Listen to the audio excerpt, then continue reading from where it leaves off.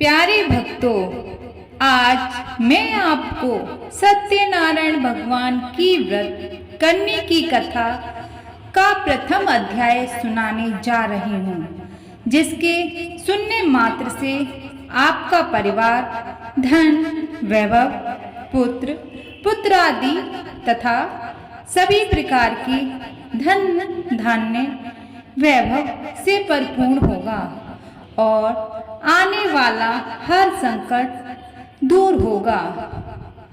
प्रेम से बोलो सत्यनारायण भगवान की जय और प्रेम पूर्वक ध्यान तथा मन लगाकर कथा का श्रवण करें।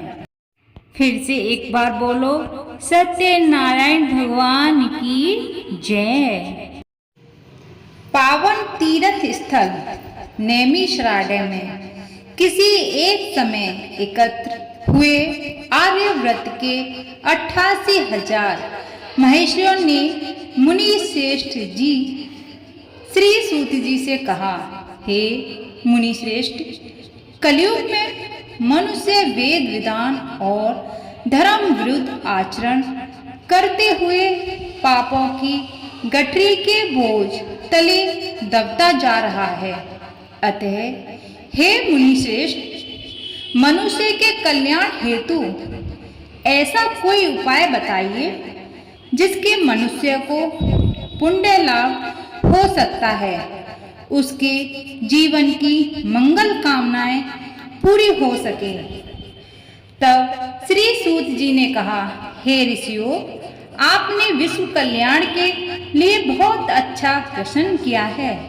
अब मैं उस मंगलकारी व्रत का वर्णन करूंगा जिसके संबंध में एक बार महर्षि नारद जी ने भी भगवान लक्ष्मी नारायण से पूछा था और नारद जी से कहा, जो कथा कही थी आप भी उसे चिंता मुक्त होकर सुने।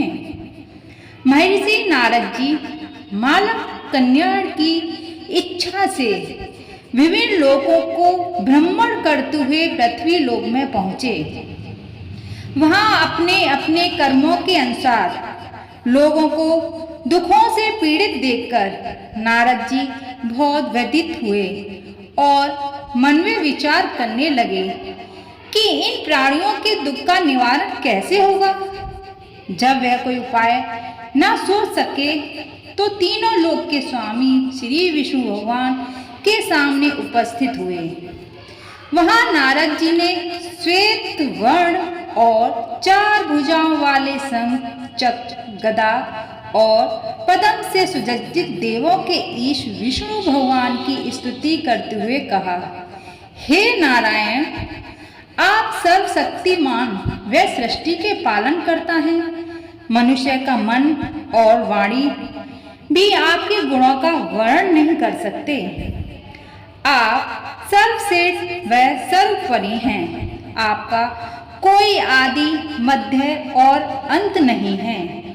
आप सृष्टि के कण कण में विद्वान हैं और अपने भक्तों की मंगल कामनाएं पूरी करने वाले हैं।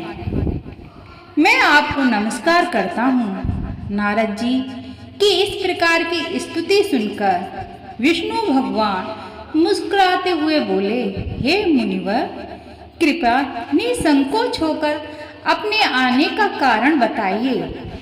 तब नारद जी ने कहा, पृथ्वी लोक पर जन्म लेने वाले मानव अपने अपने कर्मों के अनुसार विभिन्न योनियों में रहते हुए अनेक दुखों से पीड़ित हो रहे हैं।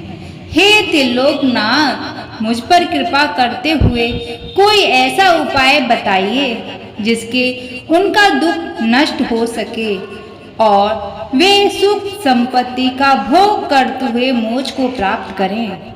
सृष्टि के पालनहार विष्णु भगवान ने कहा, हे नारद, अब मैं ऐसे व्रत का वर्णन करने जा रहा हूँ जिसके करने से विश्व के सभी स्त्री पुरुषों को पापों से मुक्ति मिलेगी। निधनता नष्ट होने से मनुष्य सुख संपत्ति के समुद्र में तैरता हुआ आनंद पूर्वक जीवन यापन करेगा।